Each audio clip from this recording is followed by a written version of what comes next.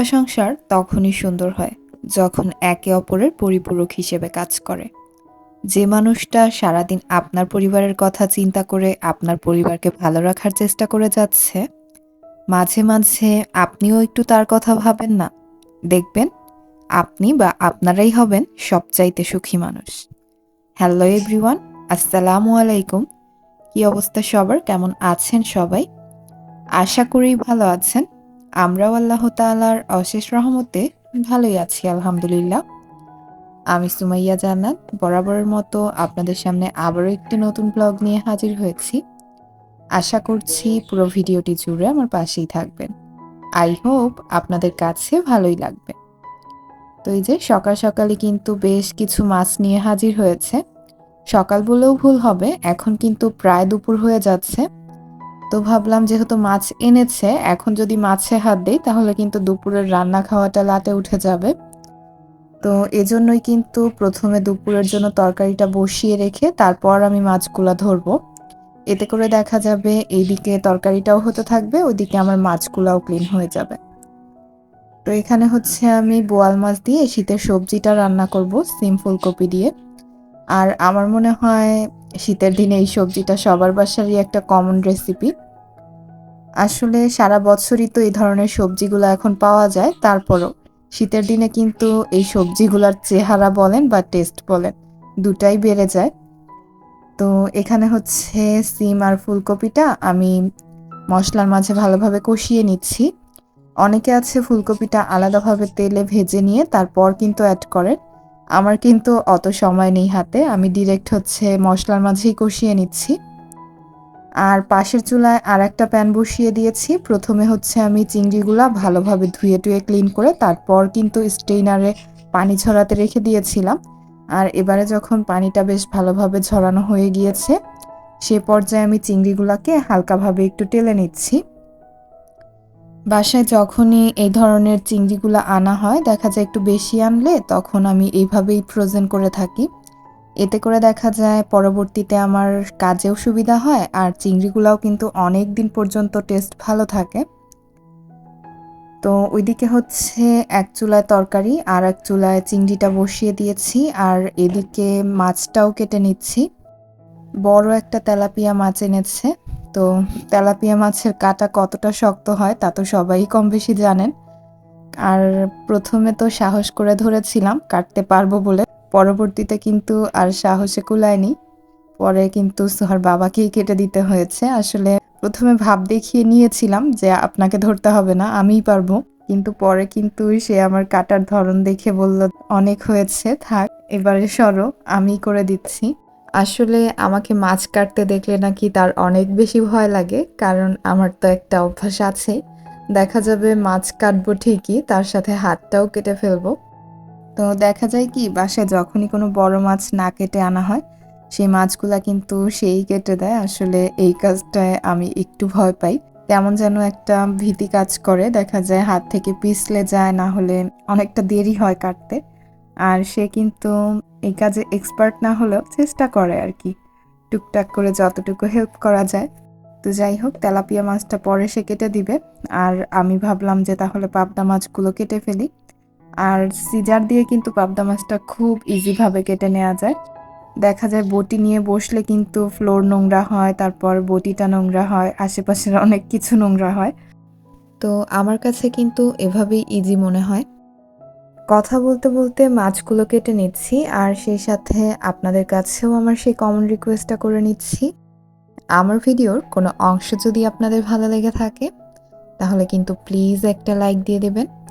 আপনার একটা লাইক আমার ভিডিওটিকে পৌঁছে দিতে পারবে আপনার মতো আরও অসংখ্য মানুষের কাছে।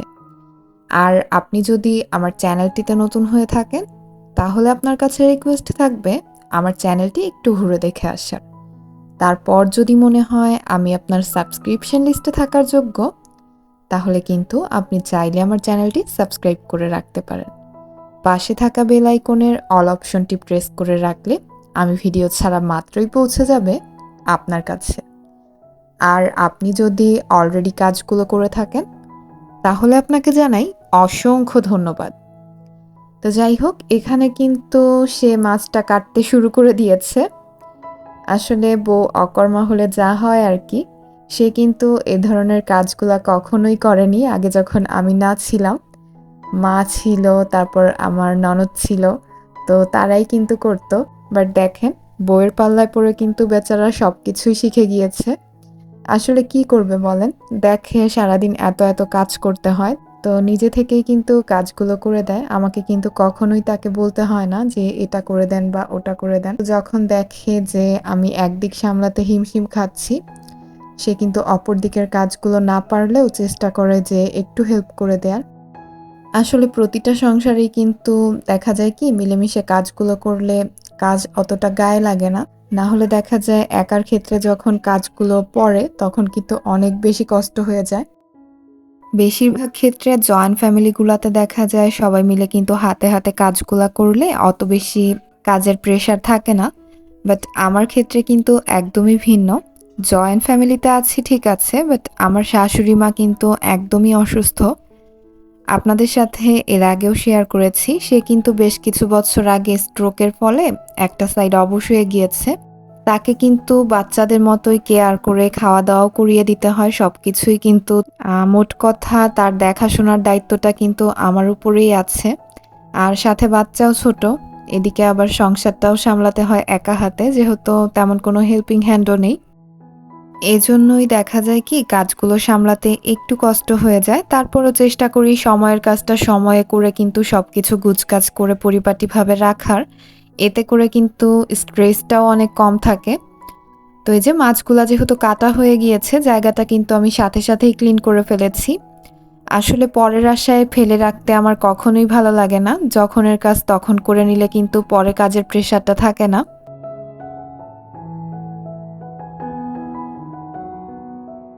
তো এই যে এখানে কিন্তু চিংড়িটা আমি ভালোভাবে একটু টেলে নিচ্ছি। আসলে সাগরের চিংড়ি যেহেতু এগুলা একটু বেশি দিন ফ্রিজে থাকলে দেখা যাবে কি নষ্ট হয়ে যাবে। এমনিতেই চিংড়িগুলা অনেকটা নরম থাকে।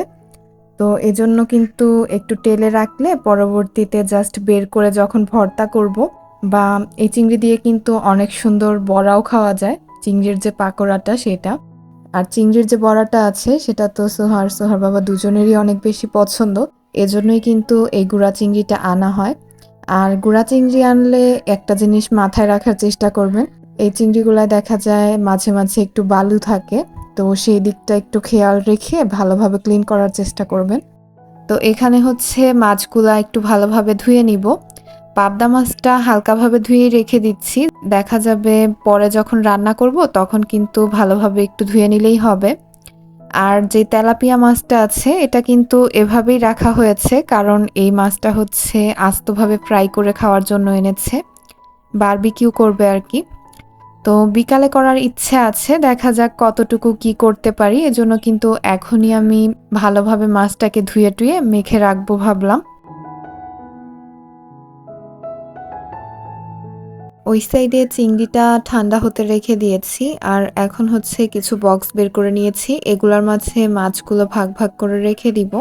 রান্নার সময় যতটা মাছ প্রয়োজন হবে ততটা করেই কিন্তু আলাদা বক্সে আমি ভাগ করে রেখে দিচ্ছি। আর বক্সে মাছ রাখার ক্ষেত্রে আমার কাছে ইজি মনে হয়, দেখা যায় এতে করে ফ্রিজটা অত বেশি নোংরা হয় না, অনেক দিন পর্যন্ত কিন্তু ক্লিন থাকে।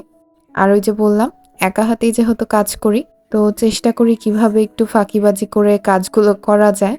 এদিকে চিংড়িটা ঠান্ডা হয়ে গিয়েছে, এ পর্যায়ে আমি বক্স করে তারপর চিংড়িগুলো ভাগ করে রেখে দিচ্ছি। এই চিংড়িগুলা মূলত আনাই হয়েছে ভর্তা খাওয়ার জন্য। আসলে চিংড়ি ভর্তাটা আমার বাসার সবারই অনেক বেশি পছন্দ। আর চিংড়ি কিন্তু এমন একটা মাছ দেখা যায় বাসায় থাকলে কিন্তু অনেকটাই টেনশন ফ্রি থাকা যায়। ফ্রিজে যদি অন্য কোনো মাছ নাও থাকে সেক্ষেত্রে কিন্তু চিংড়িটা ভর্তা বলেন, ভাজি বলেন বা যেকোনো সবজির তরকারি বলেন, সবকিছুতেই নিজস্ব একটা ফ্লেভার ছড়ায়। আর এজন্যই কিন্তু আমার বাসায় ছোট বড় সব ধরনের চিংড়ি এনে রাখার চেষ্টা করি। বলা যায় না কখন কোনটা লেগে যায়। তো এখানে হচ্ছে আমি পরিমাণ অনুযায়ী একেক দিনে যতটা চিংড়ি লাগবে ততটা করে বক্স করে আলাদাভাবে রেখে দিচ্ছি।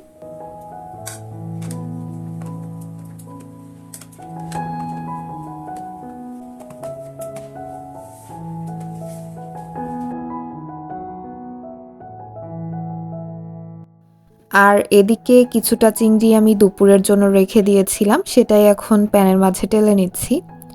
এগুলা যেহেতু সমুদ্রের চিংড়ি, এজন্য কিন্তু নিজস্ব কোনো কালার নেই। নদীর চিংড়ির ক্ষেত্রে দেখা যায় প্যানে দেওয়ার সাথে সাথে কিন্তু একটা লালচে বর্ণ ধারণ করে, বাট এই চিংড়িগুলা কিন্তু সাদাই থেকে যায়। আর সাদা কালারটা যেহেতু দেখতে ভালো লাগে না, এজন্য হালকা হলুদ আর লবণ দিয়ে একটু ভালোভাবে মচমচে করে টেলে নিলাম। আর সাথে কয়েকটা শুকনা মরিচও টেলে নিয়েছি। এদিকে কিছু পেঁয়াজ কুচি করে নিয়েছি।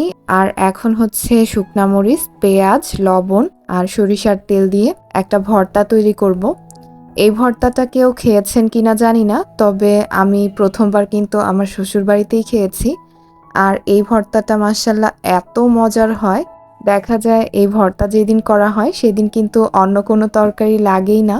তো এখানে কিন্তু প্রথমেই আমি সরিষার তেলটা অ্যাড করিনি, যেহেতু বাবা মা সরিষার তেলটা পছন্দ করে না। তো তাদের জন্য খানিকটা উঠিয়ে রেখে তারপর আমি তেলটা অ্যাড করব। আপনারা কিন্তু শুরুর দিকে যখন পেঁয়াজটা মাখাবেন তখন তেলটা দিয়ে ভালোভাবে মেখে নিতে পারেন।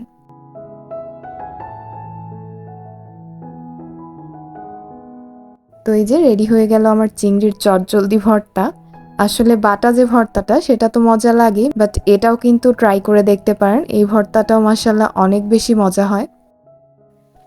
তো এই তো বাবা মার জন্য কিছুটা ভর্তা উঠিয়ে রেখে এবারে আমাদের অংশটাতে সরিষার তেল দিয়ে মেখে নিচ্ছি। আসলে সোহার বাবা আর আমার দুজনেরই কিন্তু যে কোনো ভর্তায় সরিষার তেলটা ভালো লাগে।